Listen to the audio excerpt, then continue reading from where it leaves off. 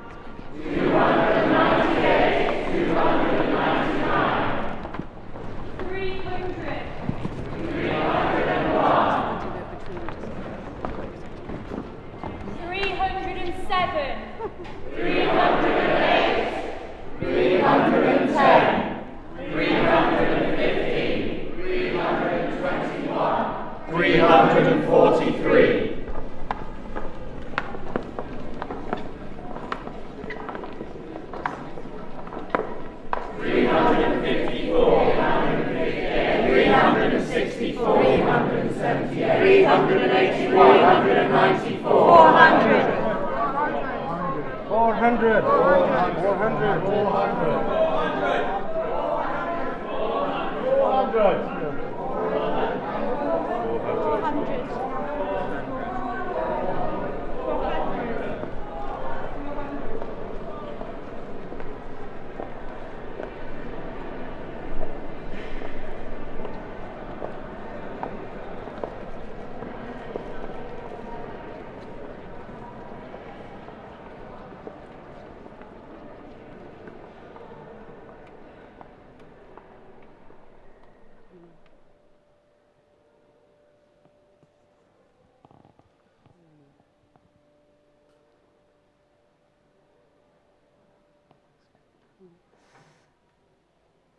I'm now going to show two short clips by two other artists who've got what we might call a delicate relationship with Tate.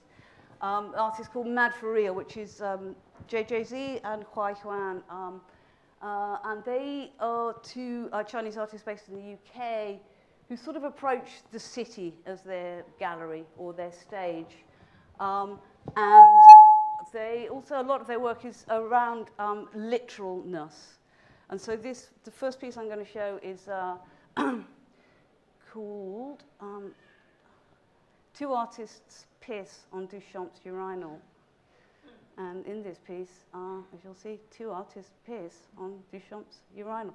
So it's taking the idea of Duchamp's urinal as a urinal and using it.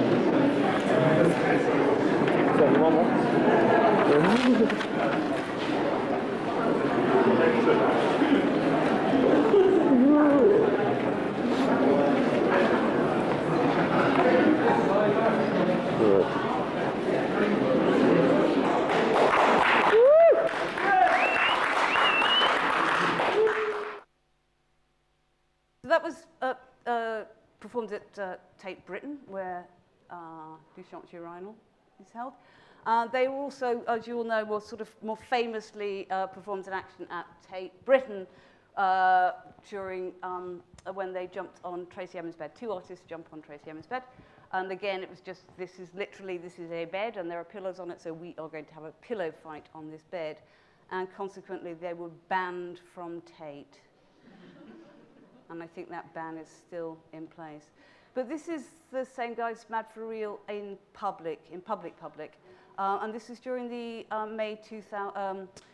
2000 May Day anti-capitalist protests in London, in Trafalgar Square. And this is a piece called Soy Sauce and Ketchup Fight. And they take the symbols of sort of East and West, ketchup symbolizing the West, soy sauce symbolizing the East, and stage a food fight. And what's interesting about this piece is in relation to what was just being discussed about the police, and different kind of tactics that artists use. Hayley was talking earlier about the Laboratory of Insurrectionary Imagination, and one of their other manifestations was the Clandestine Rebel Clown Army. Is that the right title, Hayley? Siaka.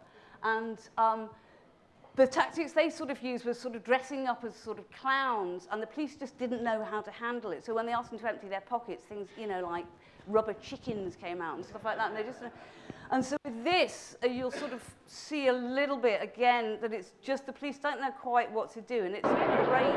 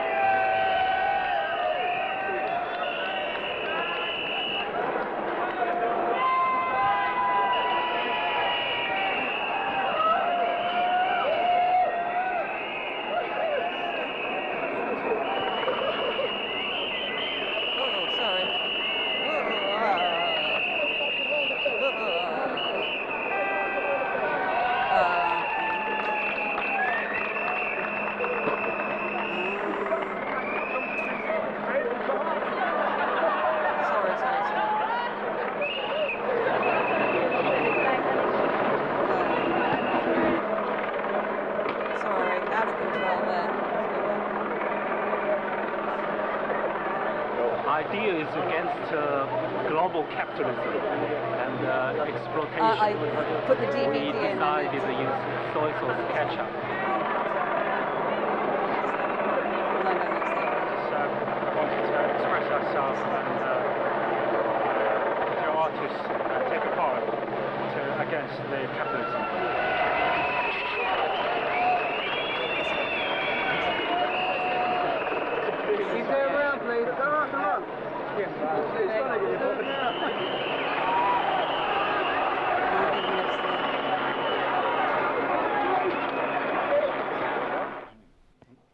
Okay, all you missed there was two guys chucking soy sauce and ketchup at each other.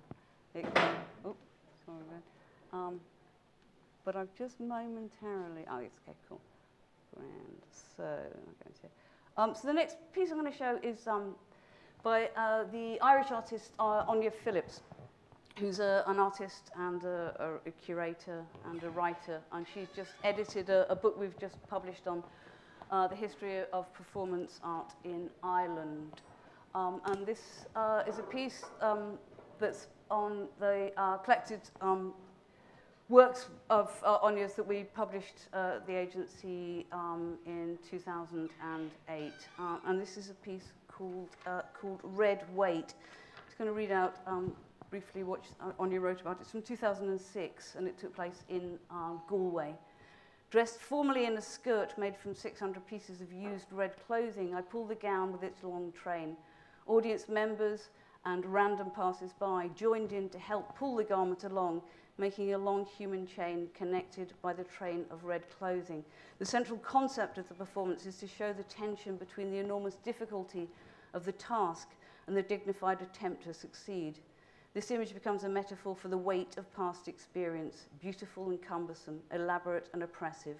We carry the weight of all of our memories, dreams, and accumulated possessions through life. But we do not have to do it alone. We are helped by many others along the way. And the use of colour red represents life, passion, and the body. So this is...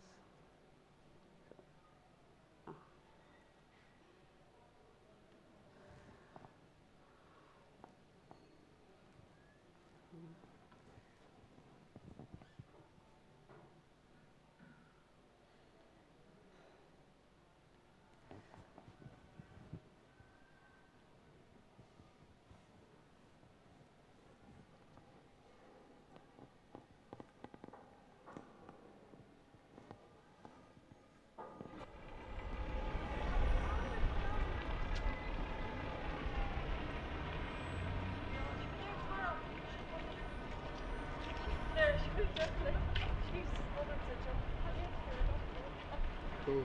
Yeah, it's very beautiful actually. Oh yeah. It's weird how we all think the same.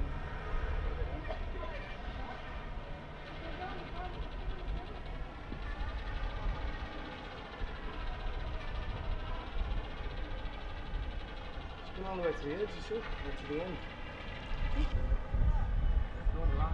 She's dragging the weight of her past. I don't know where all that Hey, you didn't need me. Yeah, no, I think we're walking that way here all the way to the top. Alright?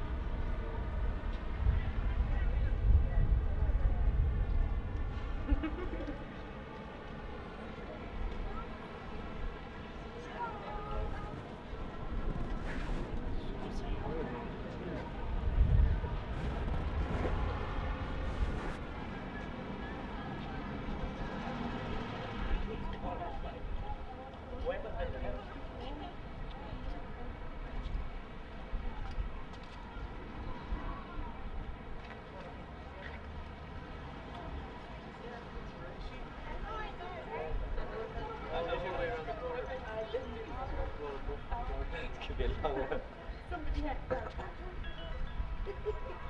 Time to let go, maybe. I will. These logos for recycling. Oh, good, good. Recycle your past.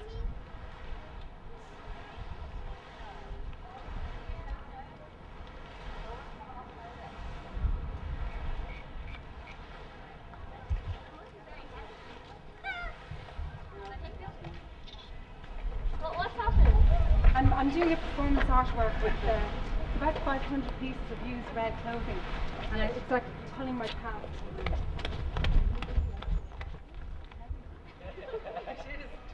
Future. It is. One's past tends to be heavy, exactly.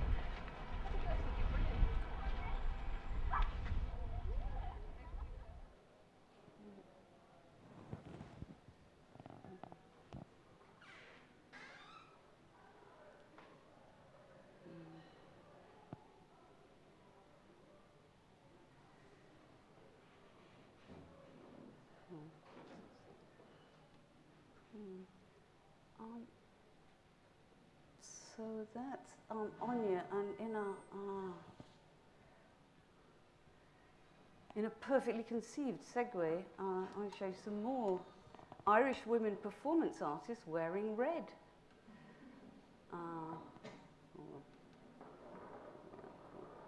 This is, the next one I'm going to show is a group called Speaking of Imelda. I don't know if people have come across Speaking of Imelda. They're a direct action feminist performance group challenging the ongoing problem of Imelda, which is Ireland making England the legal destination for abortion.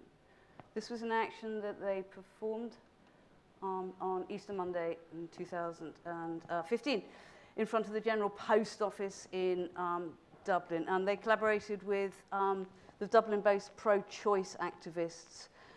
And they coordinated to work together to defy security guards and to chain themselves to the pillars of the General Post Office during the Road to Rising event on O'Connell Street. By chaining their bodies to this nationally significant premises, the women aimed to physically enact the findings from the United Nations Human Rights Committee in 2014 that Irish law treats women as mere vessels when they're pregnant. 99 years after the proclamation of Irish freedom was read from the steps of the GPO where they're standing, the activists highlighted that women on Ireland still don't have the freedoms in terms of basic bodily autonomy. So this is Speaking of Imelda. Irish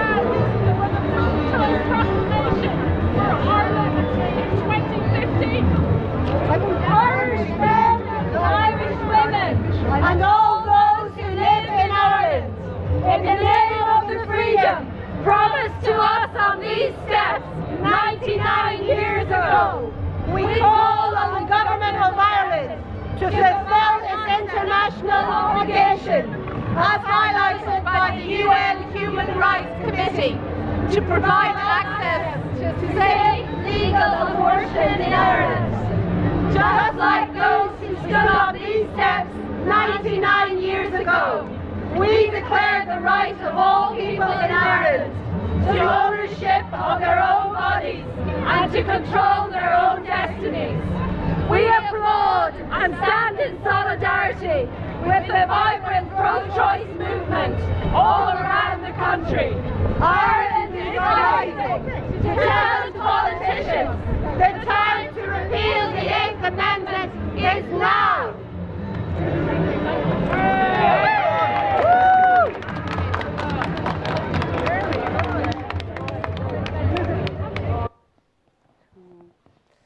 So speaking of Imelda, the next clip I'm going to show is, it's about 14 minutes long. It's the longest thing I'm going to show.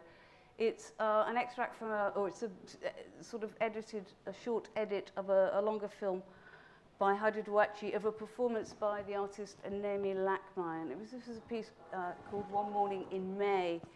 And it was performed in May 2012. So I'll just start it and then tell you a little bit about it as we go along.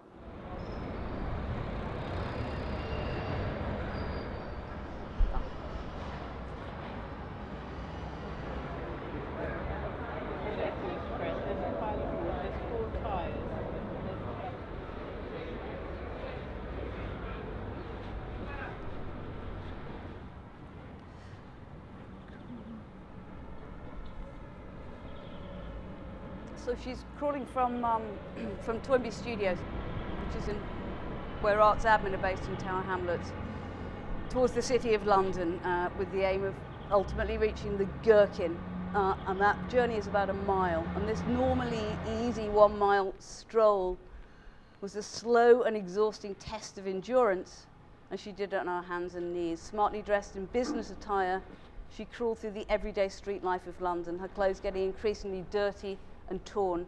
After 7 hours, she crossed the border from the borough of Tower Hamlets into the City of London. Naomi's a wheelchair user, so she's not actually able to sort of walk that journey, but so she's also sort of making the point about that, but also just about the different way of experiencing a city, particularly sort of from the sort of relatively abject poverty of Tower Hamlets to the affluence of the City of London, but also all of the different kinds of reactions and relationships with audiences that everybody's sort of talked about so far today, from abuse to help to probably the worst of all, just being ignored.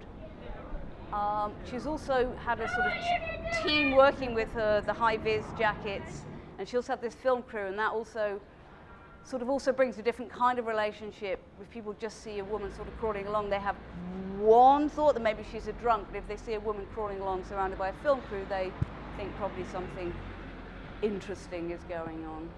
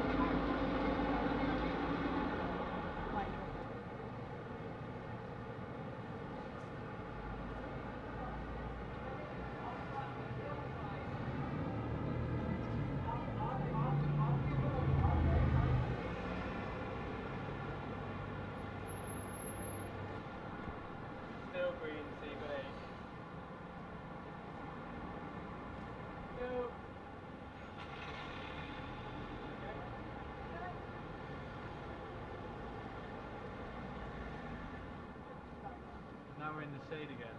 Yeah, no, I'm busy.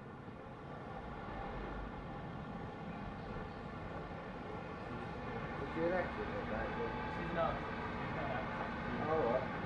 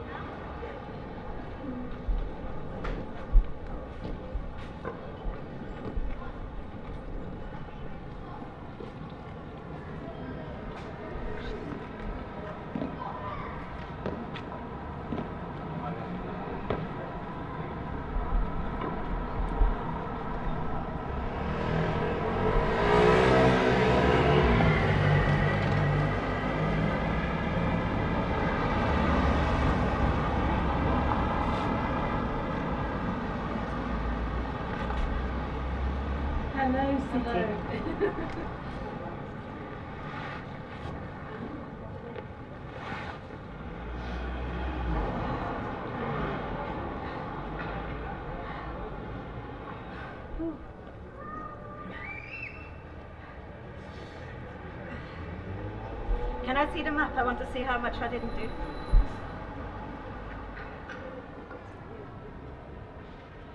Definitely 1 hour.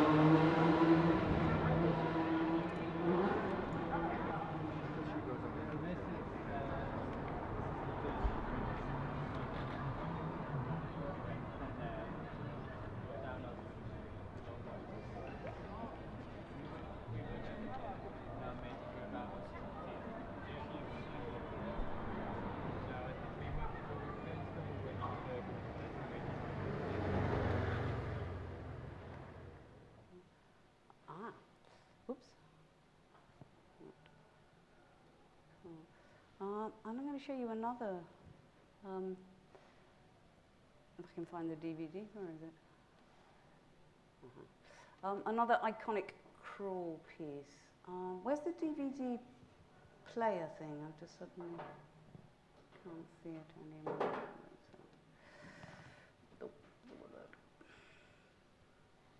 You know the little symbol-y thing? I can't. Thank you very much. That's the one. Thank you very much.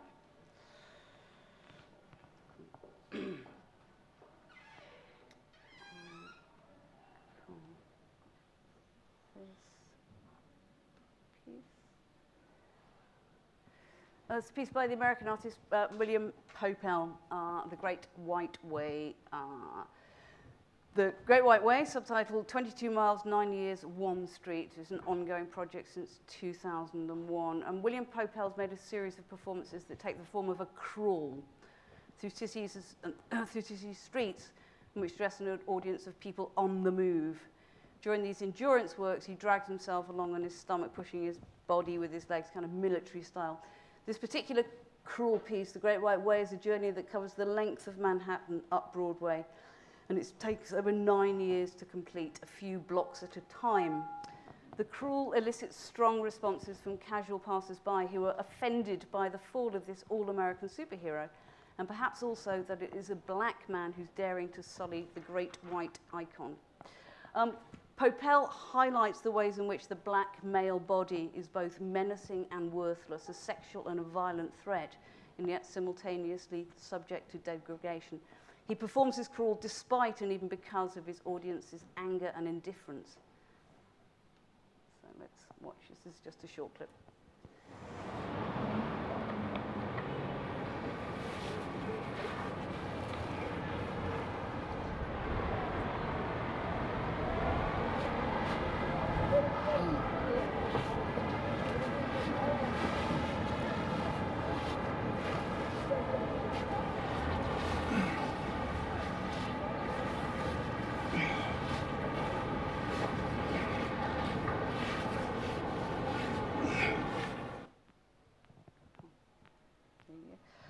So that clip was from a publication we did a few years ago by Joshua Sfer called The Many-Headed Monster, and it's a sort of box set illustrated lecture about audiences, about artists' relationship with audiences, different kinds of relationships that they can have with audience, and quite a few of the works on this project are performances in public and also include linear radio ballet, who I see are in the exhibition upstairs, which is fabulous to see that.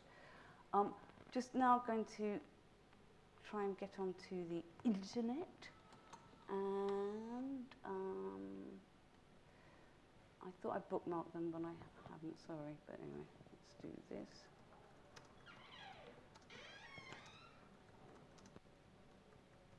So, watch now. And let's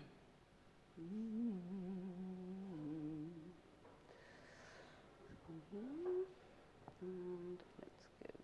This is a piece by Disabled Avant-Garde, which is a collaboration between the artist Erin Williamson and Catherine Araniello, and they work together as the Disabled Avant-Garde on the basis as it's generally held that the last avant-garde is a disability arts practice. And a lot of their work is, takes the form of sort of disruptions in public life and defying sort of audiences' expectations around issues of disability and the disabled body. And this was a piece which is a sort of critique of the disability arts movement, where they do this stage invasion at the Liberty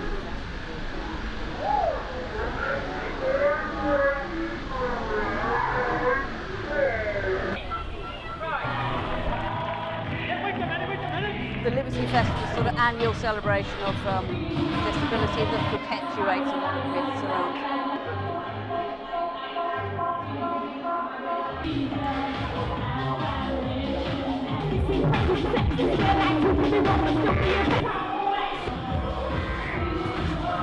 The reason I'm actually here is because I had a head injury about 5.5 years ago, which left me with seizures and blackouts, and had to go out in a wheelchair because I literally was collapsing like 15 times a day. Or you know, it's like, I need to know a little bit about what's going to be said. I'm part of it. I don't have any choice. I am part of this. Yeah. Thank you. You've been amazing. Oh my God! Right, this is my cue to get off the stage. Right, thank you guys. You've been amazing. Have a good show. Enjoy the rest of your day. Thank you.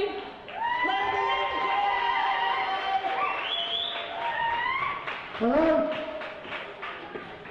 Disability art is dead. Thank you, everybody. Go home. Disability art is dead. Go home. Go home. Disability art is dead. It makes a change when it's not us dying on stage. Yeah, that's a true horseman of the apocalypse. Is it cut packs?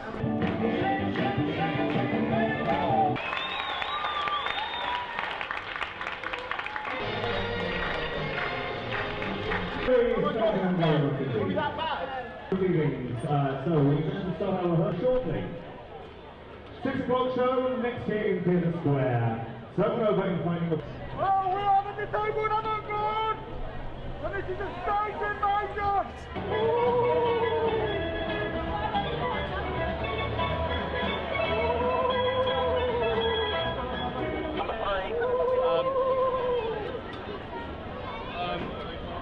No, this is it, so just get rid of them. Do whatever you want to do with them. So no, they're not part of you.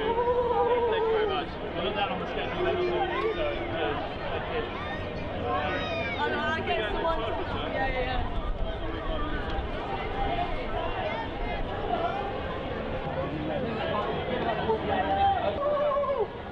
Off you go, Vera. Off you go, Vera.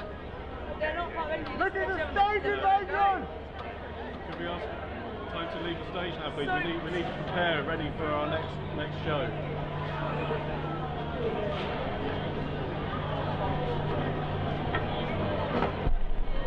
Okay?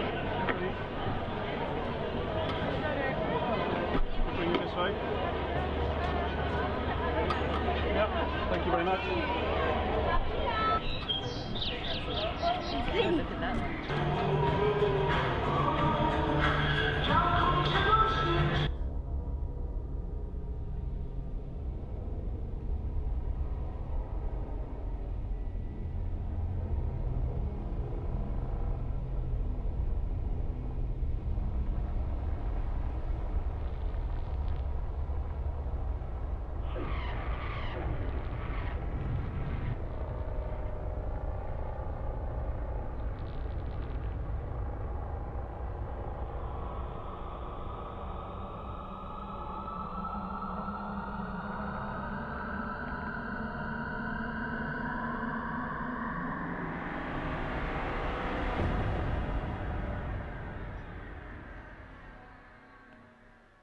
It's one of my favourite comments about performance art ever. They're not part of anything, is what the guard said.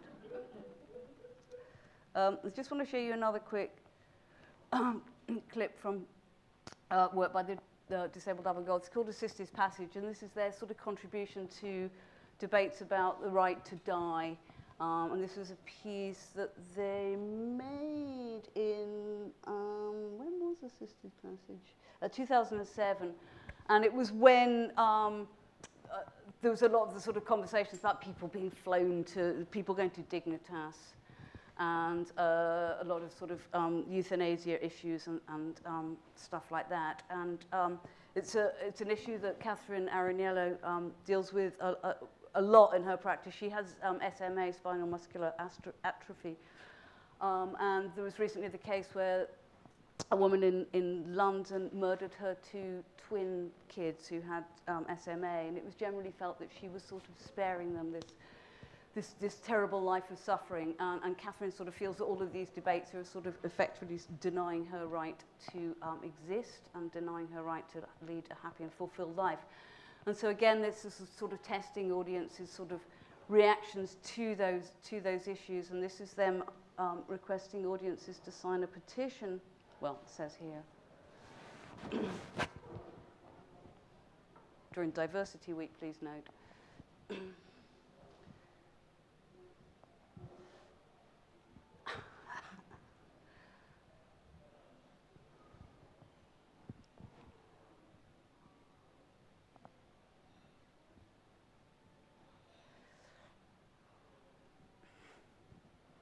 What we want is just a passing bundle work!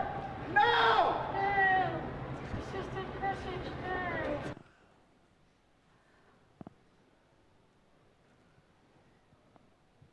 Come on, don't be scared! Sign the petition! Please sign the petition. What's your petition? Sign the petition! Please sign the petition. Catherine Montanaro ticket to Zurich in Sweden! Who to fly? We say Catherine must fly! If you want to fly, not good! Please sign the petition. Want to fly?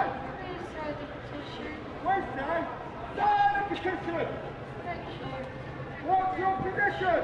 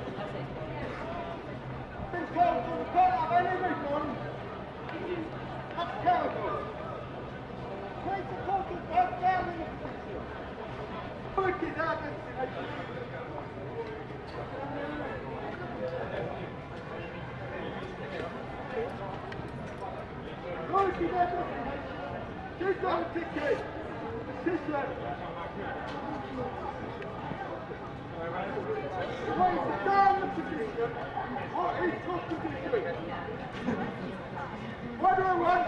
System message. When do we want it? Now!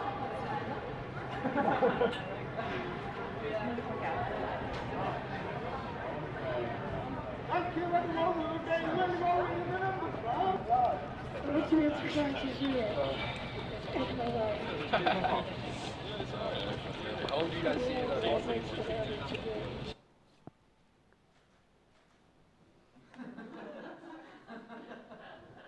We won't be dictated to by the fascist budget airline.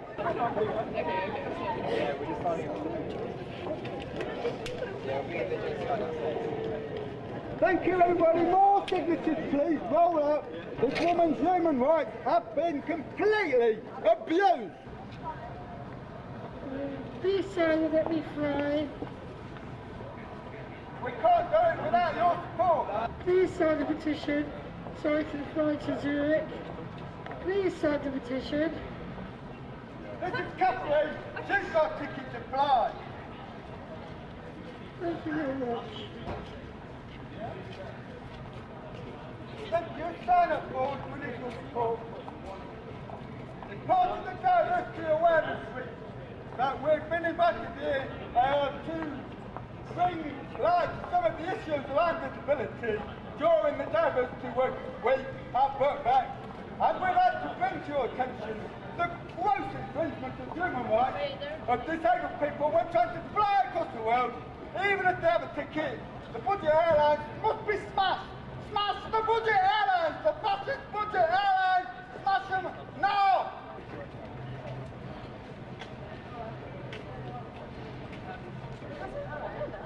Thank you very much. Come on, Lola! Thank you very much. We're even providing the ink for you. Come on, stand up. Please sign the petition so I can fly to Zurich. Thank you very much.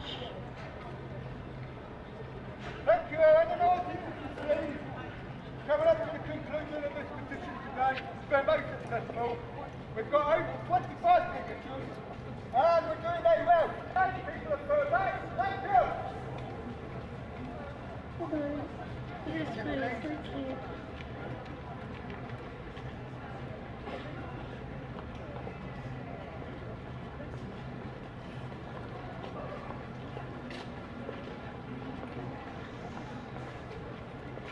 Thank you very much. Have a nice look.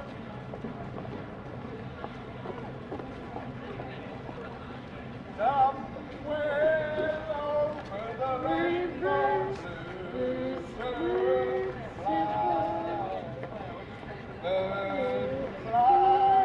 over the rainbow, why, oh, why, oh, why?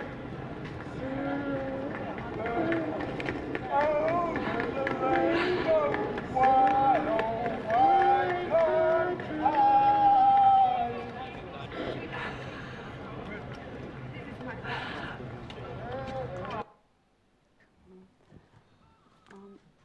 So I just now want to finish up with 2 short clips and then see whether there is time for the greatest public performance ever.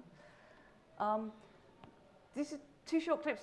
I just want to give a talk about. Clarence was touching on it and came up earlier about sort of people's relationships to authority figures, the high vis jacket issue. This is 2 pieces. The first one's by Erin Williamson, who's one half of the Disabled Avant-Garde, and it's a piece called Barrier Man. There's no sound on this. And he talks about this piece in a comic act reversal. Disability artist Erin Williamson takes to the streets of Liverpool posing as a health and safety officer to erect barriers that everyone can share.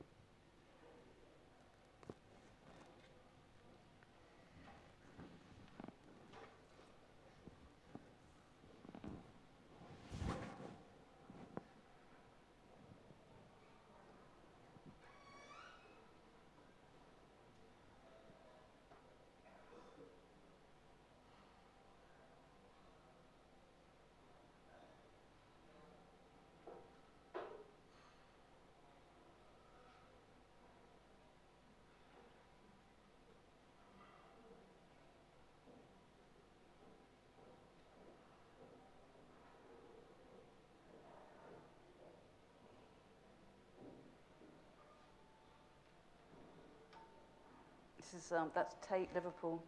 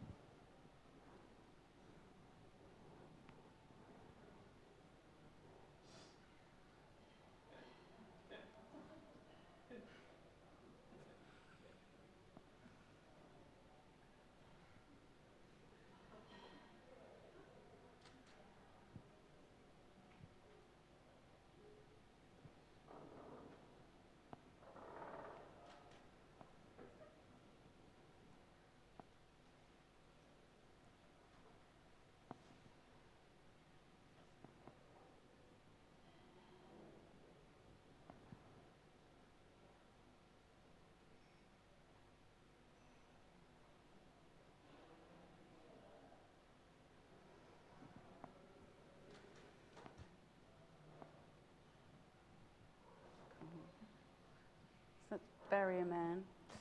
And then the final clip is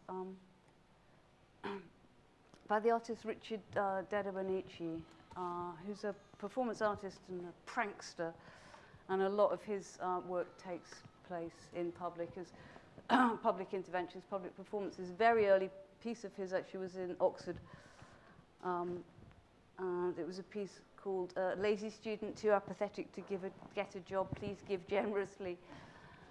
He just sat on the street with a bowl in front of him and that sign. And people, strangely enough, did. Let's have a go, see what happens in here. I need to find the menus. Anybody know? What are you guys doing? It's a performance. And this is a piece, as Richard says about it, shortly after the people of Edinburgh voted down a plan to introduce a city centre congestion charge, I set up a pedestrian congestion charging zone on the Royal Mile during the Edinburgh Festival, explaining to passers-by that they would automatically have £1 deducted from their mobile phone credit if they continued on the busy street. What are you guys doing? Again, you wear a high-vis jacket and seems like you can do anything.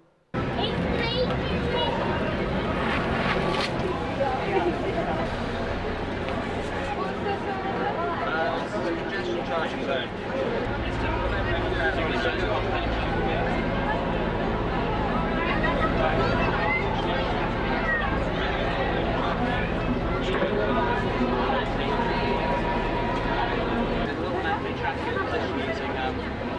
Triangulation. You don't have to pay the £1 if you buy tickets to these shows.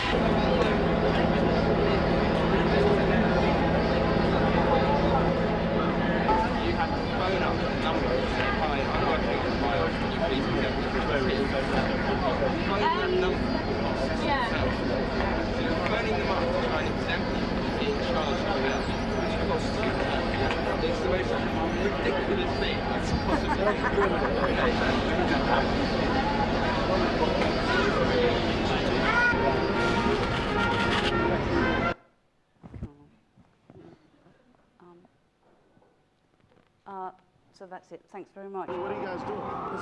If people want to know what the greatest performance ever made is, maybe we could play it in the background when we get a chance. Or should I just say what it is? What are you guys doing? It's a performance. Ah. What are you guys doing? It's a performance. What are you guys doing? Well, it's about half an hour, so it's probably too long to play. Yeah, but I could just sort of I could start it. I could get it playing, and then if anybody got any questions, very happy on that, or not.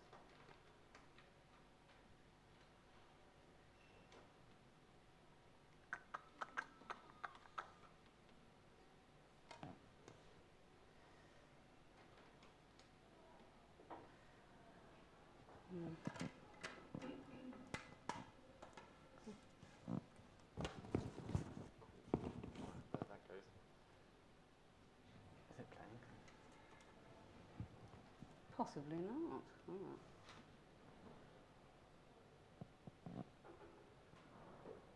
Yeah. And now you know. It hasn't got sound on it, but yeah, it has, but not in the titles. Could everybody read that? I, Dushing Shea, plan to do a one-year performance piece. I shall stay outdoors for 1 year. I will never go inside. I shall not go into a building, subway, train, car, aeroplane, ship, cave, tent. I shall have a sleeping bag. The performance shall begin on September the 26th, 1981 at 2 p.m.